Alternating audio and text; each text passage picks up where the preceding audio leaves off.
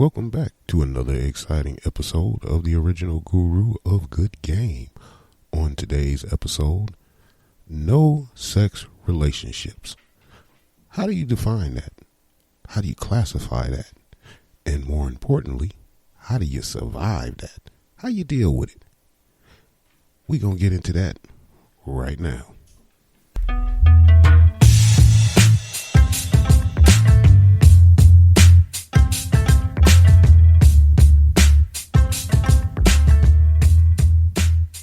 Welcome back, ladies and gentlemen, to another exciting episode of the original guru of good game. I am your host, the original guru himself, Zero Game. On today's episode, people, we're going to talk about a no-sex relationship. Sounds kind of weird, don't it? You're in a relationship, but you're not having sex. So how do you define that relationship? But first, before we get into that, let's get into a little definition here of what I'm talking about when I say relationship. I ain't talking about you people who just met, only been dating for like 5-6 months. I ain't talking about y'all. I'm also not talking about the people that's been in a relationship for less than a year. I'm talking about the people who've been in a relationship for at least 2 years and more. Because we all know the first year, that's like the honeymoon phase. First 6 months, I mean, we banging every day. 2-3 times a day. 4, 5, 6, 7 times a week. It's just bang, bang, bang, bang, bang. Like little bunnies, just bang, bang, bang, bang, bang. That's always in the beginning. But then things start to settle down and smooth out. And by the 7th or 8th month, things kind of relax a little bit. You know, each starting to do their own respective things outside of the bedroom. Hang with your girls, he hang with his boys, or depending on whatever your sexual orientation is. You know, it is what it is, yeah. You know, like they say, absence makes the heart grow fonder. So, you know, you get a little time away from each other. Just get out there, you know. Then you see each other and it's bang, bang, bang, bang, bang. You know what I'm saying? So I'm only speaking about people who've been in a relationship for over 2 years. And the only reason why it has to be over 2 years because you have to be in a situation where you have not had sex for at least 6 months. 30 days don't count. 60 days ain't shit. 90 days is stressful, but that ain't really a no sex relationship. I mean, if you get laid every 90 days, then technically you in a relationship, you having sex, just not often, but you is having it. I'm talking about the people who have not had sex a year or more into this no sex relationship. And I mean a relationship where both parties involved understand that we are in a committed, monogamous relationship with each other. So this is not just we hooking up or we friends with benefits. Those don't count. This has to be a full-on committed relationship. Now, whether you living together or not is a different story, and that kind of alters the variables in the no-sex relationship. But from my perspective right now, I'm only speaking about people who live together. Because, I mean, that's kind of messed up, ain't it? You in a relationship with somebody, you get to watch their naked ass walk past you every day and knowing you ain't getting none of it. You just get the pleasure of looking at it. They ain't going to give you nothing. You going to try to get some and you going to get shot down every time. So why would somebody want to keep you in a relationship if they have no intentions on having sex with you anymore? Why would you put somebody through that? See, to me, that's not love. I mean, if you love me like you love a brother, a sister, a cousin, a very dear friend, that's a different scenario. And we could be in that type of scenario if we are honest and we communicate with one another. But if you ain't saying shit and you harboring some kind of psychological, emotional, or spiritual issues that is preventing you from being intimate with me, then you don't really give a fuck about me. You might say you do, but you don't really care about me. because you would allow me to go through this psychological and emotional trauma because you having fucking issues. Instead of saying, look, I'm having some issues now and it's, preventing me from wanting to be intimate at the moment. Something. Give the other person something to work with. If you ain't giving me nothing to work with, then we got a fucking problem. Because, see, that brings up a whole lot of other avenues and issues. And if anybody out here going through a no-sex relationship, please call into the show and let us know how you dealing with it, how long you been in it, or how long you been out of one. Because you got tired of it and you left. And you can call the show at 716-562-6975. I'm going to repeat that. 716-562-6975. You can also send me an email with your response to og0game@gmail.com. And as always, you can go to the website oggoodgame.com.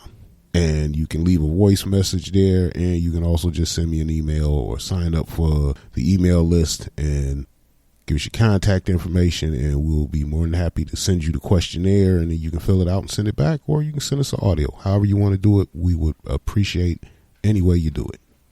But getting back to the issue at hand, to me, that is really an uncaring person, because they don't care about what you going through in this situation. To me, that's a selfish person who only thinks entirely of themselves. Now, I'm not saying have sex with somebody and you don't want to have sex and you doing it just to be doing it. That's pretty much even worse, in my opinion. And I'm just saying, in my opinion, that's worse. It's bad enough you don't want to have sex with me, but the only reason why you doing it is what? To shut me up? To get me out of your face? To get me to leave you alone for a few days or something? I mean, don't do me any favors. If you're not getting any enjoyment out of it, then it really ain't no more than me jerking off. And we all know we don't need a second person for that. But that just shows you how selfish the individual is. Instead of communicating with you to inform you that I'm having issues, and this is the reason why we're not intimate. Well, let somebody know that so they know how to deal with it, or if they can deal with it. That's one of them situations, people, where, you got to really think about the other person. You can't just be selfish to yourself and, I'm going through issues, I'm going through problems, this, that, and other. When they go get that shit fucking fixed. Speak to somebody. See somebody. Try to get an understanding as to what the fuck is wrong with you, and just instead of sitting around biting my head off on every little thing or nitpicking or finding a whole host of other things to do that do not include any intimate time with me. Now, that would really piss a motherfucker off. You don't want to have sex with me, but damn it, you can run with your girls, you can go to the bar, you can go to the club, you can go to concerts, you can do all this other shit. But when it come down to us having a loving, intimate moment, that ain't even in the playbook. Now, that's just wrong. In so many ways, that's just wrong. And y'all know that's wrong. How do you classify this relationship? I mean, if you've been in a relationship with somebody and y'all haven't had sex in a year, 2 years, 3 years, 10 years, how do you classify your relationship? Now, if you're married, that's a whole different scenario. That's for better or for worse. But if you're not married, how do you define your relationship? Is the person being neglected? Would they be wrong if they went out and got some sex from somebody else? I mean, you have no intentions on touching me in that way. So honestly, can you seriously be upset that I got my needs met somewhere else because you have no intention on meeting them? And see, sometimes it helps if you have a conversation and say, well, look, I ain't about to meet your needs anymore. All right, well, do you have a problem with me going to get my needs met somewhere else? Because there's no sense in being in a relationship if y'all not going to be intimate with one another on that type of relationship. It's better if y'all just say, look, we just going to break this relationship down to best friends, and we going to leave it at that. And we might be a friends with benefit every once in a blue moon. Who knows? Depending on how things, progress along. But as far as it go, we just friends, best friends, and leave it at that. Instead of making someone obligated to a relationship that's not fully a relationship. Because without the sex part, we don't have a full relationship. We have a partial relationship. And that don't usually work, does it? Please email me, send me a letter, call in, leave a voicemail, anything you got, because I want to hear y'all opinions on this. I want y'all to tell me what y'all think about this subject. I want to hear if anybody going through this and what you're dealing with going through it, so we can, help those out who's going through this and don't know what to do. I mean, I went through it myself. I ain't know what to do. Because when you go through some shit like that, it makes you feel like you less than a person. You start doubting, speaking from a man's point of view, you start doubting your manhood. You start even doubting if you are a man. You start doubting everything there is about yourself. Your self-esteem goes down. Your libido goes down. Your pride is just obliterated. Your self-respect starts to dwindle away. And before you know it, you just a sad, old pervert motherfucker looking at porn. Daydreaming about the days when you was hot shit and you could do what they doing on there now. Because, if you don't use it, you'll lose it. At least that's true for men. I can't speak for women, but for men, you don't use that motherfucker, you will lose it. It's a muscle like everything else. Got to be exercised and worked out to keep it strong and flexible. Me, I just ended the relationship and went on and did me. That's the only thing I can recommend from what I went through to anybody else that's going through this. That's the only recommendation I can give you. I don't know any other ways to fix it.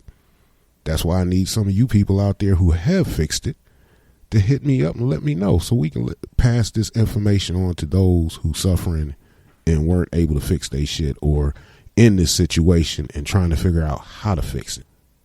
So once again, I am going to say this. Please give me a call at 716-562-6975.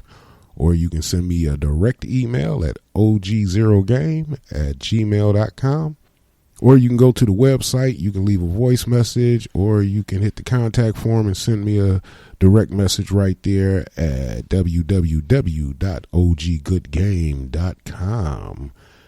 Well, people, I'm going to end this episode today on that high note and low note.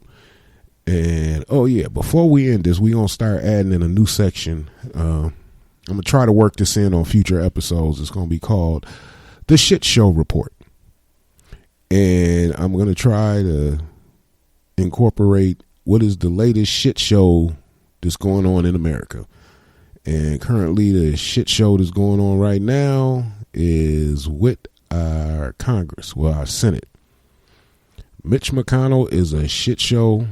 Lindsey Graham is a shit show. Ted Cruz is a shit show. Josh Hawley is a shit show. And there's quite a few more shit show politicians that are just basically a shit show waiting to happen. And I guarantee you there will be some future shit shows kicking off. So keep up and keep checking back for when we start doing the shit show report, and we'll give you a little in-depth inside info on what shit show is taking place in your neck of the woods. But for now, we are going to end our episode, and next week's episode, we're going to hit you up on these hookup site reviews. Before you spend your money on any of these hookup sites, and I'm bringing this up because I know a lot of the people who are in these no-sex relationships, you're going to get scammed by them. A lot of them are straight up scams. So come back next week, and we're going to talk about these hookup sites, and we're going to try to give you a little perspective on how to navigate some of these suckers and how to leave a lot of these suckers alone, because all they is designed to do is take your money. And that'll be it for today on the OG of Good Game. And I'm going to end this episode like I end all my episodes. Y'all know how I'm going to end this episode. And I'm going to say it as usual. Love, peace, and hair grease. And I'm out.